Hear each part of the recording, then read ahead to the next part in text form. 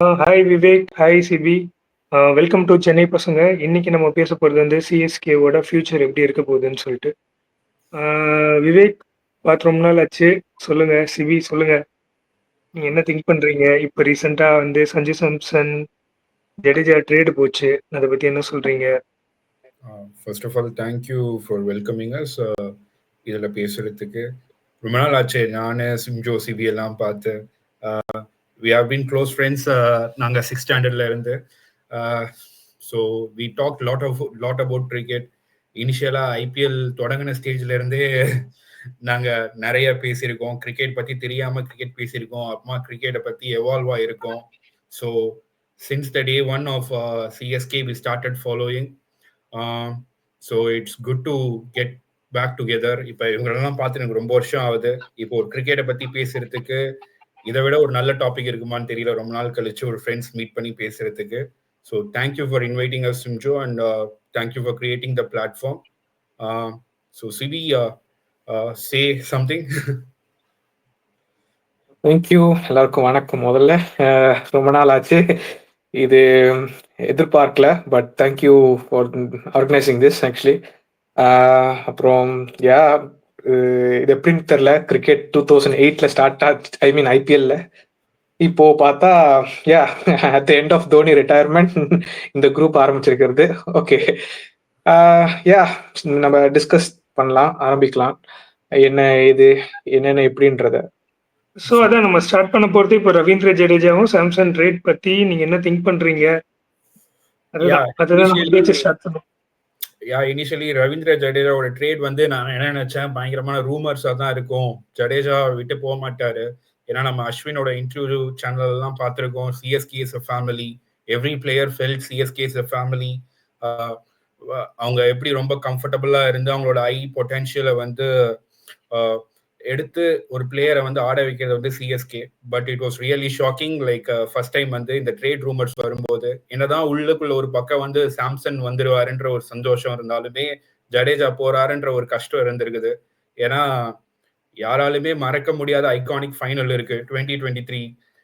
எல்லாமே முடிஞ்சிருச்சு, போச்சுடான்னு உட்காரும் போது அந்த மனுஷன் ஒரு 6 ஒரு 4 அடிக்கும் போது அந்த அளவுக்கான லைஃப்ல ஒரு எஸ்டசி வந்து இது வரைக்கும் எனக்கு வந்தது இல்லைன்னு நினைக்கிறேன். அந்த ஃபைனல்ல வந்து ஒரு ஜெயிச்ச ஒரு ஃபர்ஸ்ட் ஒரு 15 நிமிஷம் நான் என்ன பண்ணேன்னு எனக்கே தெரியாது. அது அப்படியே கத்திட்டு துள்ளிட்டு இருந்துட்டது. அது ஒரு பெரிய எமோஷனல் மூமெண்ட். அதுக்கப்புறம் அவர் போய் தோனியை கட்டி பிடிச்சது, அது nothing more than a packed a dramatic cinema with an absolute cracking end. So அந்த மாதிரி எனக்கு இன்னும் ஞாபகம் இருக்கு. அது நைட் 1:30 நடந்தது. 1:30 நடந்தப்போ சத்தியமா நான் எக்ஸ்பெக்ட் பண்ணவே இல்லை, கண்டிப்பா தோத்துருவாங்க. வந்து பெரிய பேட்டிங் இல்லை. மோகித் சர்மா வந்து ஃபர்ஸ்ட் 3 பால் டாட் பால் வச்சாருன்னு நினைக்கிறேன். அதெல்லாம் பார்த்து நான் ஷாக் ஆயிட்டேன். அவ்வளோதான் முடிஞ்சிச்சு, சிஎஸ்கே எல்லா வாட்டி ஃபைனல் வந்துட்டு தோத்து போயிடுவாங்க, இனி எந்த டீம் அப்படின்னு யோசிச்சிருந்தேன். பட் அது இன்னும் மறக்க முடியாது. அதுவும் இல்லாம அதுக்கு முன்னாடி சீசனோட இது ஃபைனல்ஸ் ஞாபகம் வந்துட்டு இருந்தது. மும்பை கூட ஷார்துல் தாக்கூர் வந்து 2 பாலுக்கு 1 ரன் அடிக்கணும், கடைசி ஒரு பால்ல 1 ரன் அடிக்கணும். அப்ப மலிங்காவோட yorker, Shardul Thakur LBW out, மண்டேல நிறைய போயிட்டு இருக்கு. எப்படி ஜெயிப்போம், ஃபுல் எமோஷன் தான். அந்த டைம்ல கிரிக்கெட் எல்லாம் மறந்தாச்சு, எப்பயாவது இதை ஜெயிச்சா போதுன்ற மாதிரி தான் இருந்தது.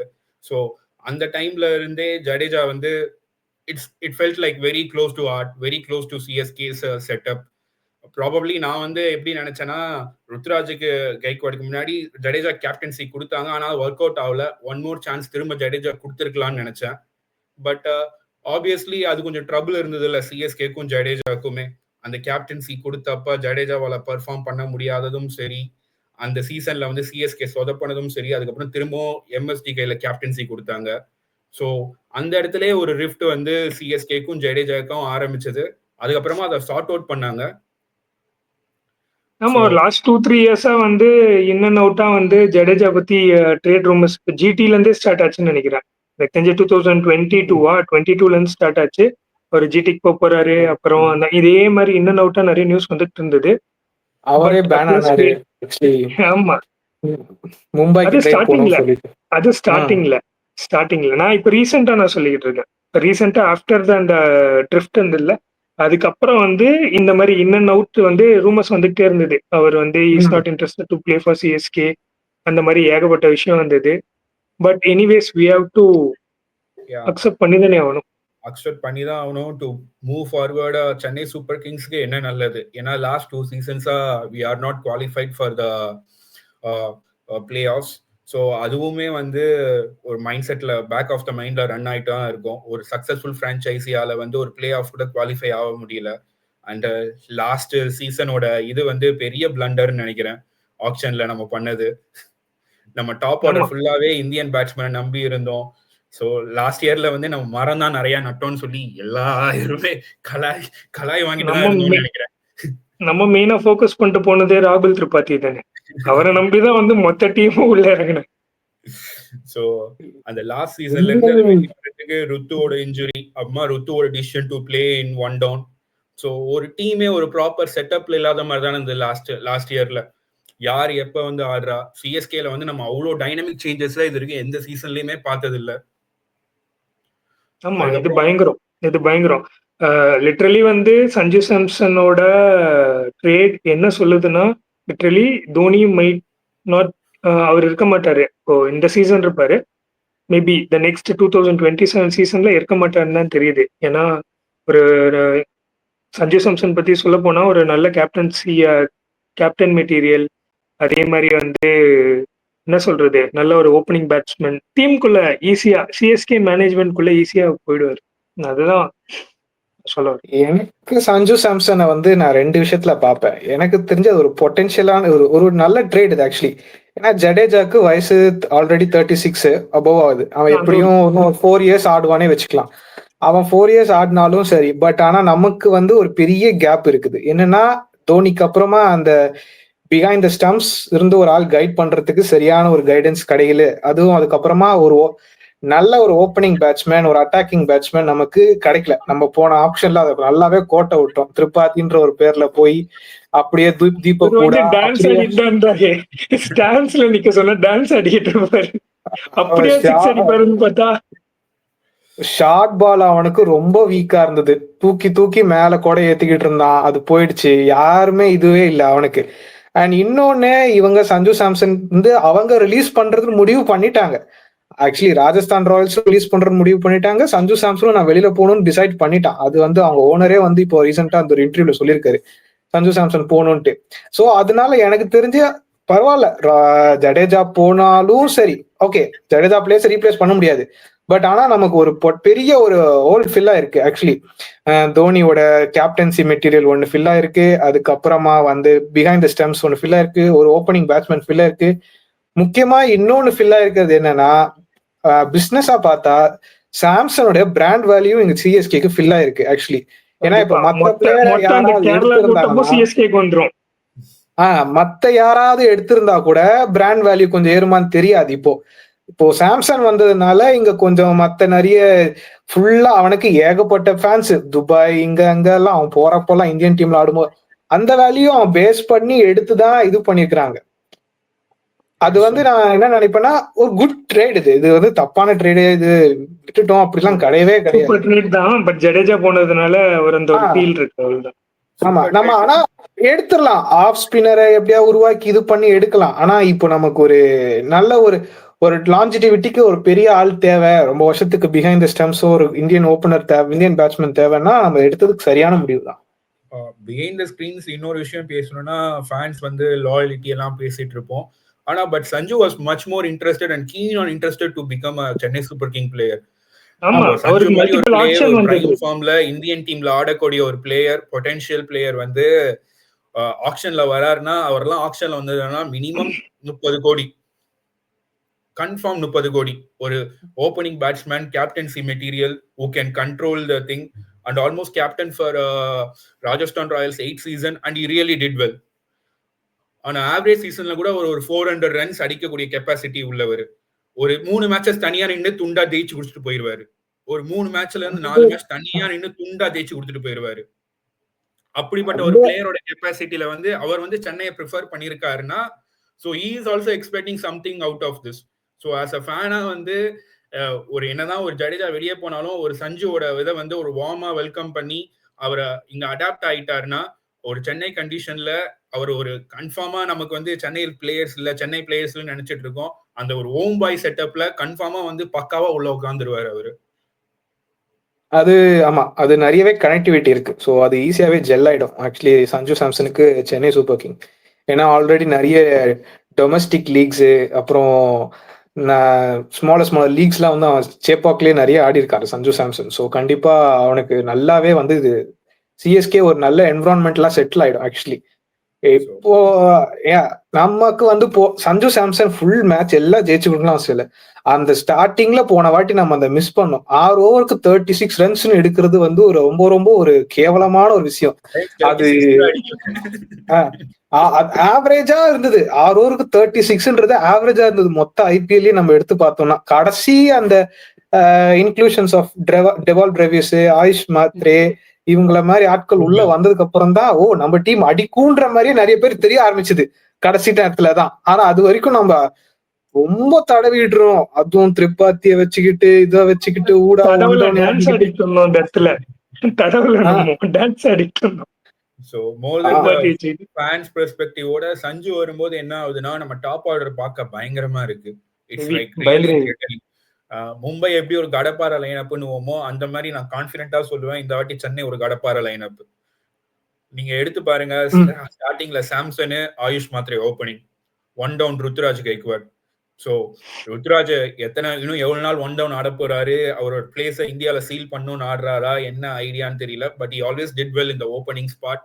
ஸோ இதை வந்து டீம் மேனேஜ்மெண்ட் எப்படி எடுத்துட்டு போறாங்கன்னு தெரியல. பட் சஞ்சோட inclusion has confirm that Ruturaj is going to bat இந்த 1 டவுன் தானே கிளீனா தெரியுது. And Ruturaj is in a terrific form recent days. So Ayush Mhatre என்ன பண்ண முடியும் லாஸ்ட் சீசன்ல பார்த்தோம். Sanju obviously going back to the opening position what he'll do. Everyone nose இந்தியாவுக்காக 3 செஞ்சுரி ஆல்ரெடி அடிச்சிருக்காரு. அதுதான் அவரோட கம்ஃபர்டபுள் பொசிஷனும் கூட. அதுக்கப்புறமா வரப்போறது யாருன்னு பார்த்தா டெவால் பிரேவியஸ், உர்வில் பட்டேல், சிவம் துபே. அதுக்கப்புறம் ஆப்ஷன்ல வந்து நம்ம இன்னொரு ஆல்ரவுண்டர் எடுக்க போறோம். அதை பத்தி தனியா பேசுவோம். ஸோ இப்ப இருக்கிற செட்டப்ல இந்த 16 பிளேயர் ரீடைன் பண்ண பிளேயர்லயே பார்க்கும்போதே வந்து சிஎஸ்கேவோட batting line up is well set up என்ன பொறுத்த வரைக்கும். அந்த உர்வில் பட்டேல கூட நாம வந்து தேவையான இடத்துல நம்ம இம்பாக்டா தேவைன்னா யூஸ் பண்ணிக்கலாம். அவன் நல்ல பொட்டன்ஷியல், செம்ம ஹிட்டர் ஆக்சுவலி. நல்ல ஃப்ரீ ஃப்ளோயிங் பேட் இருக்கு அவங்கிட்ட, நல்லாவே ஸ்ட்ரைக் பண்றான். லைக் எதுவும் நமக்கு ஸ்ட்ரைக் ரேட் நல்லா இருக்குது. அந்த மாதிரி ஒரு பிளேயரா எடுத்திருக்கோம். அது வரைக்கும் அது சந்தோஷம் ஆக்சுவலி. ஏன்னா யாரும் எனக்கு இப்போ இருக்கிற செட்டப் வரைக்கும் நம்ம இன்னும் ஆப்ஷன் டேபிள்ல போய் எப்படி எடுத்துட்டு வர போறோம்னு தெரியல. இப்போ இருக்கிற வரைக்கும் ஓகே, இப்போ நம்ம வந்து பாட்டம் ஆஃப் த டேபிள்ல முடிக்க மாட்டோம் அப்படின்ற மாதிரி எனக்கு ஒரு ஃபீலிங் இருக்குது. ஈவன் எனக்கு அந்த பத்திரானா விட்டதுல கூட எனக்கு சந்தோஷம் தான். அவன் ஒரு ஓவருக்கு 6 பால், ஆனா அவன் மேக்சிமம் போட்டு இருக்கிறது 9 பால் 10 பால் போட்டுக்கிட்டு இருக்கான். பிரச்சனையா இருந்தது. நிறைய மேட்ச் ஜெயிக்க வேண்டிய மேட்ச் பார்த்தா இந்த பக்கம் பத்திரானாவும் அந்த பக்கம் 100 போட்டி போட்டு நோ பால் போடுவாங்க. நல்லாதானா போட்டீங்க, ஏன்டா நோ பால் போட்டீங்கன்ற மாதிரி இருக்கும். அந்த ஆள் ஆல்ரெடியே முட்டி உடஞ்சு கிடக்குறான் பின்னாடி. அந்த ஆளை டைவ் அடிக்க விடுறான், இது பண்ண விடுறான், எல்லா வேலையும் பண்ண விட்டுட்டு இருந்தான். அவன் உட்காந்து வைடா ஆக்ஷனை வேற ஒண்ணு மாத்திட்டான். இப்போ அந்த ஆங்கிள் மிஸ் ஆனதுல இருந்து எல்லாரும் வரவெல்லாம் அடிக்கிறான். ஸ்ரீலங்கன் டீம்லயே இல்ல இப்போ. ஸ்ரீலங்கன் டீம்லயே பண்ணிட்டாங்க. ஆனா எனக்கு தெரிஞ்சு திரும்பவும் பத்திரானாக்குள்ள கனெக்ஷனுக்கு ஆக்ஷன்ல திரும்பவும் பத்திரானா வாங்குவாங்கன்னு தான் எனக்கு. ஆல்ரெடி இப்போ ட்ரேட் ரூமர்ஸ் போயிட்டு இருக்கு. இப்போ கேகேஆரும் டிசியும் கேட்டுக்கிட்டு இருக்காங்க. இப்போ இன்னைக்கு காலையில இன்ஃபர்மேஷன் படி கேகேஆரும் டிசியும் வந்து பத்திரானா வந்து இப்போ கேட்டுக்கிட்டு இருக்காங்க. அதை எப்படி ட்ரேட் பண்ண முடியும்? அவங்க ரிலீஸ் பண்ணிட்டாங்களே பிளேயர். தெரியல, நியூஸ் வந்தது. அதே மாதிரி தான போக முடியும். அதே மாதிரி இதுக்கு முன்னாடி அது பேர் என்னது, ரிட்டென்ஷனுக்கு முன்னாடியே வந்து பிபிகேஎஸ் கேட்டிருக்காங்க. ஓகே, பிபிகேஎஸ் வந்து பத்திரானாவை கேட்டிருக்காங்க. சிஎஸ்கே மார்க்கஸ் ஸ்டோயினிஸை கேட்டிருக்காங்க. பட் சிஎஸ்கே முடியாதுன்னு சொல்லிட்டாங்க. எனக்கு தெரியல, அது அப்பயே கொடுத்துருக்கலாமே. ரீட்டைன் பண்ண மாட்டேன்னா அப்பயே கொடுத்துருக்கலாமே. அவருக்கு அதே 13 கோடியில் அப்படியே இருந்திருப்பான். ஓகே, சோ இப்ப நம்ம பண்ணி எனக்கு தெரிஞ்சு அவன் ஒரு 5-6 கோடி 7 கோடிக்கு வந்தானா போகலாம். ஆனா அதுக்கு மேலலாம் எனக்கு தெரிஞ்சு பத்திரானாக்கு போக கூடாது. அதுதான் நான் சொல்றேன். 5 மேக்ஸிமம் இன்ஜுரி ப்ரோன்ல அதான். இப்ப நம்ம ஜடேஜாவை எந்த இடத்துல மேக்ஸிமம் ஒரு சென்னை சூப்பர் கிங்ஸ் ஆஸ் ஒரு டீம் இதுல நம்ம எங்க மிஸ் பண்ணுவோம்னு பார்த்தோம்னா, பேட்டிங்ல பெருசா இல்ல, பேட்டிங்ல சார்ட் அவுட் பண்ணியாச்சு. ஆனா ஜடேஜா போடக்கூடிய அந்த பவுலிங் ஸ்பீடு வேரியேஷனு அந்த சென்னை ட்ராக்ல தான் நம்ம ஜடேஜாவை பயங்கரமா மிஸ் பண்ணுவோம். அந்த ஒரு ஆஃப் ஸ்பின்னர், ஃபீல்டிங்ல ஜடேஜா சொல்லவே வேணாம். ஸோ இட்ஸ் லைக் அந்த இடத்த வந்து எப்படி ஃபீல் பண்ண போறாங்க, அது ஒரு பெரிய ஓலா இருக்கு. ஏன்னா ஜடேஜா சம்டைம்ஸ் வந்து ஓவர்ஸையும் குயிக்கா போடுவாரு. இப்ப ரூல்ஸ் வேற இருக்கு. அந்த ஓவர் ரேட் அதிகமாயிடுச்சுன்னா லாஸ்ட் ஓவர்ஸ்ல ஃபீல்டர் உள்ள இருக்கணும். அந்த இது அதுல வந்து ஜடேஜா வந்து நம்ம ஸ்கில்ஸ் எல்லாம் பாக்குறத விட அந்த பவுலிங் போடுற அந்த ஃபாஸ்ட் அந்த ஒரு ஓவரை வந்து மேக்ஸிமம் 2 நிமிஷத்துல முடிச்சு கொடுத்துட்டு போயிருவாரு. பொட்டன்ஷியல் ஐ மீன் அதுக்கு ரீப்ளேஸ்மெண்டா சில பிளேயர்ஸ் இருக்கிறாங்க. நமக்கு தான் ஆல்ரெடி நியூசிலாந்து கோட்டான்னு ஒன்று இருக்குது. அதுபடி பார்த்தா இந்த மிச்சல் பிரேஸ்வெல் எடுக்கலாம். அவனுக்கு கரெக்டான ரீப்ளேஸ்மெண்ட் அவன் ஆக்சுவலி கரெக்டான ரீப்ளேஸ்மெண்ட் தான். பேட்டிங்கும் இருக்கு. ஆனா எனக்கு தெரிஞ்சு ஒரு ஹார்ட் ஹிட்டரை போகணும். ஏன்னா கிரிக்கெட் டைனமிக்ஸ் பயங்கரமா மாறிடுச்சு. இல்ல நம்ம அதுக்கு போகணும். பட் நான் ஜடேஜாக்கு மட்டும் சொல்றேன். ஆப்ஷன்ல பண்ண தப்பும் அதுதான். அவங்க ஒரு பழைய ப்ளூ பிரிண்டையே ஃபாலோ பண்ணிட்டாங்க. இப்ப கிரிக்கெட் எவால்வ் ஆயிடுச்சு. இப்ப வந்து அந்த புது பையன் வந்தாங்க ராஜஸ்தான்ல அந்த ஓபனிங் வைபவ் சூரியவன்ஷி அடிச்ச அடியெல்லாம் பார்க்கும்போது கிரிக்கெட் எவால்வ் ஆயிடுச்சுடா, முதல் பால்ல இருந்தே அடிங்கடான்ற மாதிரி தான் இருக்கு. சென்னை அந்த ஐடியாலஜி பவர் பிளேல சென்னையும் ஐடியாலஜி சேஞ்ச் பண்ணிட்டாங்க. இப்போ அனலிஸ்ட் வந்து லட்சுமி இருக்காரு பாத்தீங்களா, அவர் வந்து நேத்தோட கிளம்பிட்டாரு சிஎஸ்கே விட்டு. Spotted views. இப்ப அடுத்தது வந்து ஏஆர் ஸ்ரீகாந்த் தான். ஏஆர் ஸ்ரீகாந்த் வந்து ஆண்ட்ரி ரஸ்ல ட்ரை பண்றாருன்னு சொல்லிட்டு ஒரு நியூஸ் வந்திருந்தது. அது வந்து அவர் ஒரு ஸ்டோரி போட்டிருந்தாருன்னு சொல்லிட்டு ஒரு நியூஸ் வந்தது. ஆண்ட்ரி ரஸ் வந்து ட்ரை பண்ணாலும் இல்ல, அவர் ட்ரை பண்ணாலும் எனக்கு தெரிஞ்சு ஜடேஜா மாதிரி தான். மேக்ஸிமம் 2 இயர்ஸ், அதுக்கு மேல வந்து ஒர்க் அவுட் ஆகுமான்னு தெரியல. பட் ஆடிட்டருக்கு எனக்கு தெரிஞ்சு நான் ஆண்ட்ரி ரசல் போறதுக்கு நான் மேக்ஸ்வெலுக்கே போவேன். ஹார்ட் ஹிட்டருக்கு தான் நீங்க போகணும்னா, ஏன்னா அவனும் 3 மேட்ச் தான் ஆட போறான், இவனும் 3 மேட்ச் தான் ஆட போறான். மேக்ஸ்வெல் மேல எனக்கு ஹோப் இல்ல. மேக்ஸ்வெல் வந்து இங்க வந்து ஜஸ்ட் வெக்கேஷன் மாதிரி வந்துட்டு போறாரு. ஐபிஎல் வந்து அவருக்கு வெக்கேஷன் இருக்கு இந்த 2 மாசம். லைக் ரிப்ளேஸ்மென்ட் ஃபார் ஜடேஜாவா இருந்துட்டு போயிடலாம்ல. அதே அவராலையும் ஒரு 3 ஓவர் போட முடியும். அவராலையும் பேட்டிங் எபிலிட்டி ஜடேஜாவோட அதிகம், ஃபீல்டிங்கும் ஒரு கிரேட் ஜடேஜாவோட கம்மி. But he can do the but அந்த ட்ரஸ்ட் இல்லல ஐபிஎல்ல வந்து மேக்ஸ்வெல் மேல ஒரு ட்ரஸ்ட் இல்லல. அதுக்கு அகில் ஹுசைன் எடுத்துட்டு போயிடலாம். இல்ல அதான் நிறைய இருக்குது, நம்ம பிடிக்கலாம். அகில் ஹுசைன் மேல ட்ரஸ்ட் பண்ண முடியும். நிறைய பேர் என்ன சொல்றாங்க, கேம் கிரீன்ன்றாங்க. கேம் கிரீன் செட் ஆக மாட்டான் எனக்கு தெரிஞ்சு. இதுக்கு அவருக்கு பவுலிங்கும் போடுறது இல்ல. ஏன்னா நம்ம பவுலிங்கும் போட மாட்டோம். ஸ்லாட் இருக்கு ஒரு மேட்ச்ல. Dewald Brevis confirm, Noor Ahmad confirm. மிச்சம் இந்த 2 பிளேயர்ல எனக்கு தெரிஞ்சு இந்த வாட்டி எலிஸ்க்கு நிறைய சான்சஸ் கொடுக்கலாம். எனக்கு தெரிஞ்சு ப்ரூவன் கமாடிட்டி. அவரோட ஸ்லோவர் பால் எல்லாமே போன கொடுத்த சான்ஸ் எலிஸ் கொடுத்திருந்தீங்கன்னா would be in a different results. கன்ஃபார்மா உடன் ஸ்பூன்ல ஃபினிஷ் பண்ணிருக்க மாட்டோம். ஆமா, அவன் ஆஸ்திரேலியா பிட் கண்டிஷன்ஸ்லயே டெத் ஓவர்ஸ் நல்லா போட்டுட்டு இருக்கான். ஆக்சுவலி நல்ல வேரியேஷன்ஸ் எல்லாம் காட்டுறான். பிரச்சனை என்னன்னா ஆஸ்திரேலியால வந்து கிரவுண்ட் பெருசா இருக்கு. இங்க இந்தியால ஐபிஎல் எடுத்து வந்து அடே நிறுத்திடுறான். 65 மீட்டர் 70 மீட்டர் 6, 65 மீட்டர் 6. அப்ப எப்படி ஒரு பவுலரால வந்து அந்த ஒரு ஸ்லோ பாலை நம்பி போட முடியும்? மிஸ் டைம் பண்ணா கூட பால் எங்கேயோ போகுது. அது ஒண்ணு இருக்கு நம்ம ஊர்ல, அந்த டைமென்ஷன்ஸ வந்து சரியான ஒரு மெஷர்மெண்ட்ல இல்ல குறைக்கிறாங்க. ஆக்சுவலி அது ஹை ஸ்கோரிங் கேமா எடுத்துட்டு வரணும்னு சொல்லிட்டு கிரவுண்ட் டைமென்ஷன்ஸ் குறைக்கிறது வந்து எலிஸ் மாதிரி பவுலர்ஸ்க்கான ஸ்கோப்பை வந்து கம்மி பண்ணுது. பட் ஆனா எலிஸ் எனக்கு தெரிஞ்சு நல்லாவே ஒரு இம்பாக்ட் கொடுப்பான் என்னதான் இருந்தாலும். பட் பிகாஸ் அவன் லாஸ்ட் இயரே சென்னைலாம் கொஞ்சம் ஒரு சைட் ஆஃப் ஆங்கிள் பார்த்தா பெரிய டைமென்ஷன் தான். நமக்கு ஒரு 76 மீட்டர்ஸ் பவுண்டரில தான் இருக்குது. ஸோ எனக்கு தெரிஞ்சு அது வந்து ஒரு நல்லாவே ஒரு எண்ட்ல இருந்து யூஸ் பண்ணா சூப்பராகவே யூஸ் ஆக்கலாம் எலிஸ்க்குலாம். அதுவும் சென்னை இப்போ மோர் தென் எனக்கு தெரிஞ்சு ஸ்பின் போலிங் கிடையாது. ஃபர்ஸ்ட் இருந்த மாதிரி ஒரு ஸ்லோ ட்ராக்கா கிடையாது. இப்போ எல்லாமே மாறிடுச்சு.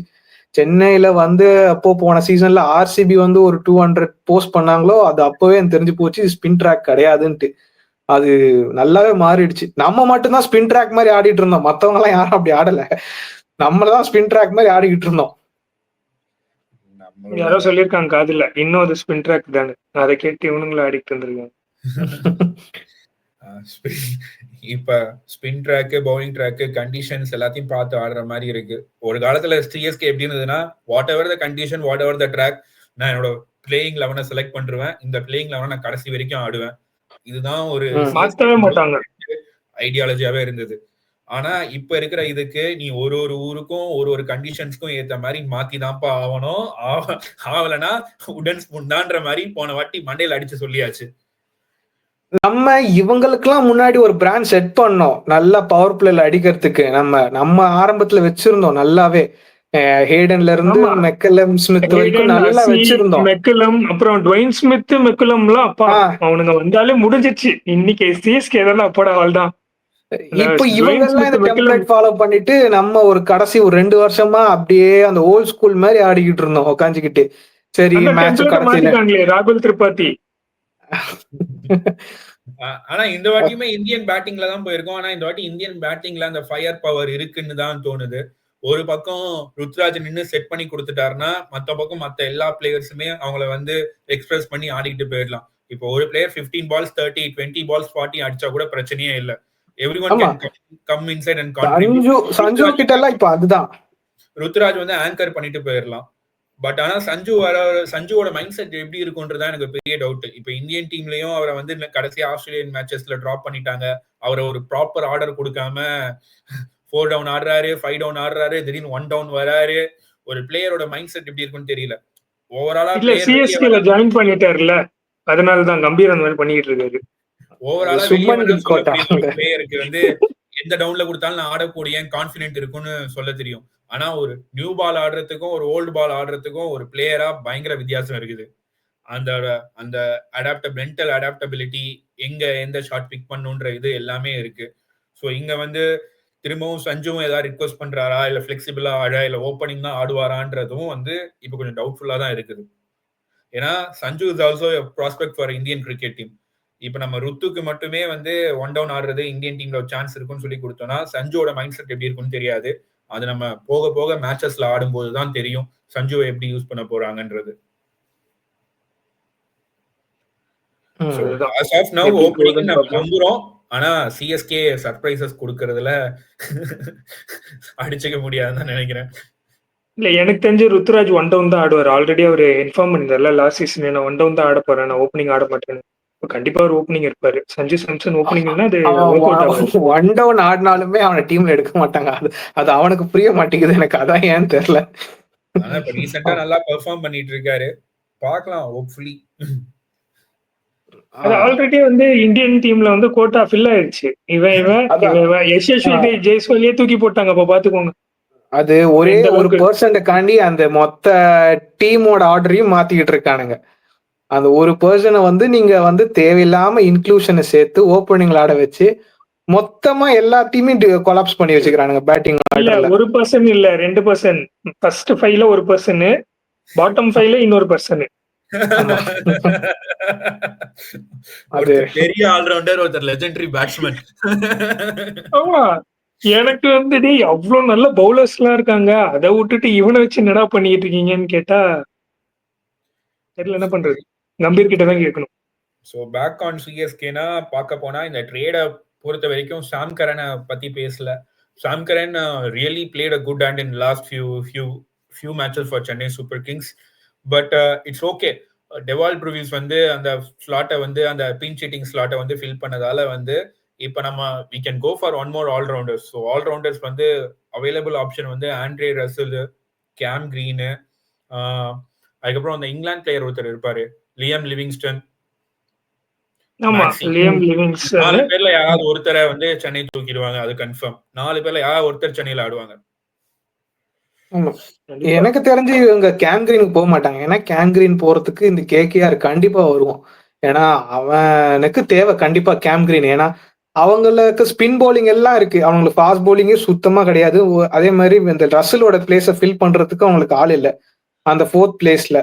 அது ஒரு முக்கியமா அவங்க எடுத்து பார்ப்பாங்க. எனக்கு நமக்கு தெரிஞ்சு கேம் கிரீன் நமக்கு செட் ஆகவும் மாட்டான். நமக்கு ஒரு நல்ல ஒரு ஃபாஸ்ட் பவுலர் தேவை, நல்ல ஃபாஸ்ட் பவுலர் தேவை. என்ன பொறுத்த வரைக்கும் கேம் கிரீன் எடுக்கிறது ஸ்டோக்ஸ் எடுக்கிறதுக்கு ஈக்குவல் தான். ஏன்னா ஸ்டோக்ஸ் வந்து ஒண்ணுமே பண்ணல, 2-3 மேட்ச் ஆடினா அப்புறம் இன்ஜரின்னு போனா அந்த மாதிரி தான் இருக்கும். எனக்கு ஒரு சர்ப்ரைசிங் ஆப்ஷன் இருக்கு, வெங்கடேஷ் ஐயருக்கு போவாங்களோன்னு. ஏன்னா வந்து வெங்கடேஷ் ஐயரால ஒரு 2 ஓவர் போடவும் முடியும். ஆனா வெங்கடேஷ் ஐயருக்கான பேட்டிங் ஸ்லாட் நம்மதுல இல்ல இப்போ. பேட்டிங் ஸ்லாட் இல்ல, ஆனா he performed incredibly well in the Chennai pitches. பழைய ரெக்கார்ட்ஸ்ல எடுத்து பார்க்கும்போது அது பெர்ஃபார்ம் பண்ணிருக்கான். பட் ஆனா இப்ப அவனை ஆட வச்சா ஒன்னு டாப் 4ல ஆட வைக்கணும், அப்படி இல்லைன்னா அவனை ஆட வைக்க முடியாது. கீழே ஆட வச்சா அவன் வந்து பெர்ஃபார்மன்ஸே அவன் வீக் ஆயிடுது. அப்படி வீக்கா இல்லைன்னா திரும்ப உட்காந்து பெஞ்ச்ல தான் உட்கார வைக்கணும். அதுக்கு நம்ம அவனை எடுக்காமலே இருக்கலாம் என்னைய பொறுத்த வரைக்கும். ஏன்னா அதுக்கு நம்ம ஏஆர் ஸ்ரீகாந்த் இருக்கும் போதுதான் வெங்கடேஷ் ஐயர் எடுத்தாங்க. திரும்ப ஏஆர் ஸ்ரீகாந்த் இங்க வராரு. வெங்கடேஷ் ஐயர் ப்ராபபிலிட்டி இருக்கு, வச்சுக்கோங்க மனசுல. இருக்கு ப்ராபபிலிட்டி இருக்கு ப்ராபபிலிட்டிஸ் இருக்கு. ஆனா இவங்க யாரை எடுத்துட்டு யாரை இது பண்ணுவாங்கன்றது எனக்கு தெரியல. அப்படிலாம் போனா வெங்கடேஷ் ஐயரை எடுத்தீங்கன்னா அந்த ஆல்ரவுண்டர் ஸ்லாட் அவன் 2 ஓவர், டூபே 2 ஓவர்ல இருந்து நீங்க வாங்கிடலாம். அதுக்கப்புறம் நீங்க 2 ஸ்பின்னர்ல உள்ள போயிடலாம்ல. நூர் அகமதியும் அகில் ஹுசேனோ இல்ல வேற யாராவது ஸ்பின்னரோ வந்தா உள்ள போயிடலாம்ல. உங்களுக்கு ஃபாஸ்ட் பவுலிங் நீங்க ஃபுல்லா இந்தியா வச்சே சார்ட் அவுட் பண்ணிடுவீங்க. எலிஸ் வந்து ஒரு ஃபாஸ்ட் பவுலர். சோ நமக்கு அட்வான்டேஜ்ல அந்த எக்ஸ்ட்ரா குஷன் கொடுக்கறான்ல. சிஎஸ்கே எப்போல்லாம் ஜெயிச்சிருக்குன்னா ஒரு நல்ல ஒரு கன் ஃபாஸ்ட் பவுலர் இருந்தப்போலாம் நம்ம எல்லா சீசனும் வின் பண்ணிருக்கிறோம். அந்த ஒரு ட்ராப் நமக்கு ஏசல்வுட் ஒருத்தர் இருந்தா, பொலிஞ்சர் ஒருத்தர் இருந்தா, பத்திரானா இருந்தா, அதுக்கப்புறமா வந்துட்டு அதான் இந்த 3 ஜெயிக்கல நம்ம சாம்பியன்ஸ் வந்து ரெண்டுமே அடிச்சோம்னு நினைக்கிறேன். ஐபிஎல்லும் அடிச்சோம், சாம்பியன்ஸ் டிராஃபியும் அடிச்சோம். சாம்பியன்ஸ் லீக் அப்போ அடிச்சோம். ஆமா, பொலிஞ்சர் அது இந்த மாதிரி நமக்கு நல்ல ஃபாஸ்ட் பவுலர் வேணும் ஃபர்ஸ்ட். அதுதான் நமக்கு ரொம்ப முக்கியம். கன் ஃபாஸ்ட் பவுலர் நம்ம தேவையில்லாம இந்த பத்திரானா ரீட்டைன் பண்ணதுக்கு ஏசிலோட ரீட்டைன் பண்ணி வச்சிருந்திருக்கலாம் இந்நேரத்துக்கு. எனக்கு அதுதான் இன்னமும் வேதனை. நல்ல சூப்பர் பிளேயர். நம்ம அவனை நல்லா டெவலப் பண்ணி அவன் ஒரு டெஸ்ட் பவுலரா தான் இருந்தான் இங்க வரும்போது சிஎஸ்கேல. நல்லா க்ரூம் பண்ணி அவனை நல்ல T20 பவுலரா மாத்தி கொண்டு போய் அங்க தார வாத்துட்டோம் அவன் கிட்ட. நான் ஏசல்வுட்லாம் டீமுக்கு வந்தப்போ யூடியூப்ல வந்து எப்படி பவுலிங் போடுவாரு, அவர் எப்படி பவுலிங் போடுவாரு, என்ன மாதிரி ஸ்ட்ராட்டஜி எப்படி பண்ணுவாருன்னு பார்த்தா ஃபுல்லா டெஸ்ட் மேட்ச் தான் வரும். ஏன்னா டெஸ்ட் மேட்ச் பவுலர் எடுத்து வச்சிருக்கானுங்க, T20 பவுலர் எடுக்க வச்சா. ஆனா பட் சூப்பரா போட்டோம். இந்த சீசன் வந்து பயங்கரமா போட்டாரு. ஆண்ட்ரிக் நார்கியா போலாம்னு நினைக்கிறீங்களா? இல்ல ஆனா 140 பிளஸ்ல வந்து கன்ஃபார்மா போடக்கூடிய ஆளு. எனக்கு அவன் ஒரு இன்ஜுரி ப்ரோன் தான். அதுவும் நமக்கெல்லாம் நமக்கு வந்து நியூசிலாந்துல இருந்து ஒரு பவுலரை கூட்டு வருவாங்க. அதான் நமக்கு 3 கோட்டா இருக்குது. ஒன்னு நியூசிலாந்து கோட்டா, இன்னொன்னு பூனே கோட்டா, இன்னொன்னு வந்து சவுத் ஆப்பிரிக்கால கோட்டா ஒண்ணு இருக்கும். ஆனா இப்ப சவுத் ஆப்பிரிக்கா கோட்டா சொல்லும் போதுதான் ஞாபகம் வருது. ராமகிருஷ்ணா கோஷ வந்து ரீடைன் பண்ணிருக்கோம். அவருக்கு நம்ம கேம் டைமே கொடுக்கல.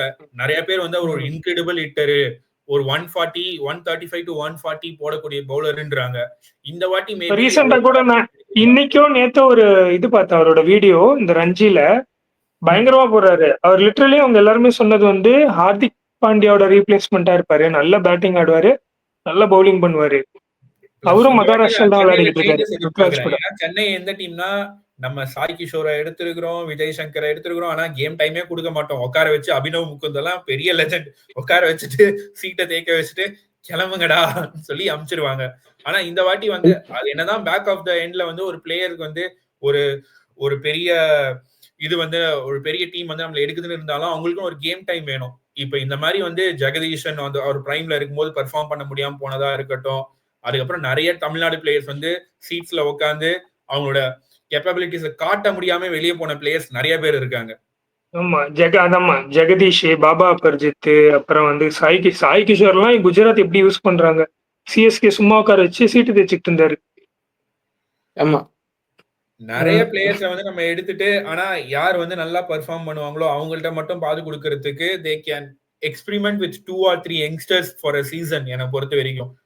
ஏன்னா அப்பதானே ஒரு நல்ல டேலண்ட் ஒரு ஸ்கவுட்டை வந்து ப்ரொடியூஸ் பண்ண முடியும்.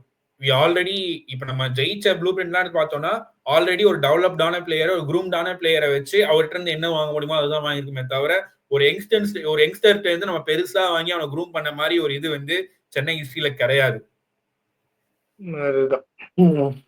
மேபி இந்த வாட்டி சென்னை ட்ரை பண்ணனும்.